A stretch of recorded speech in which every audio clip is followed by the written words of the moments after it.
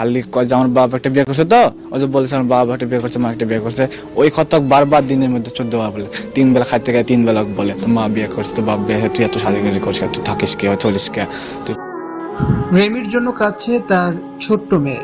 মাকে ছাড়া কিভাবে বড় হবে রেমির মেয়ে? 4 বছরের মেয়ে রেখে চলে গিয়েছেন রহিমা আক্তার রেমি। ভালোবেসে সাগরকে বিয়ে করেছিলেন তিনি। প্রেম ভালোবাসার সংসারে কেন নামলো এমন অঘটন? মাত্র 14 বছর বয়সে ভালোবাসার মানুষ সাগরকে বিয়ে করেছিলেন রহিমা আক্তার রেমি। ভালোবেসে ঘর বাঁধলেও স্বামীর সংসারে কোনোদিনও ভালোবাসাই খুঁজে পাননি রেমি। শ্বশুর শাশুড়ি ননদের নির্যাতনে মানসিক সমস্যায় ভুগতে থাকেন তিনি। অল্প বয়স, সেই সাথে পড়ালেখা করা, সংসারের চাপ, এ কারণে বাচ্চা নিতে চাননি রেমি।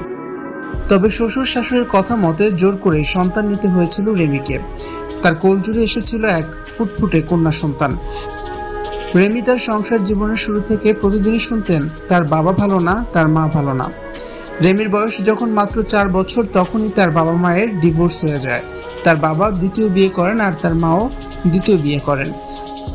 বাবা মাকে নিয়ে এই খোঁটা রেমিকে সবসময় শুনতে হতো, যেন দ্বিতীয় বিয়ে করা পৃথিবীর সবচাইতে অন্যায় কাজ।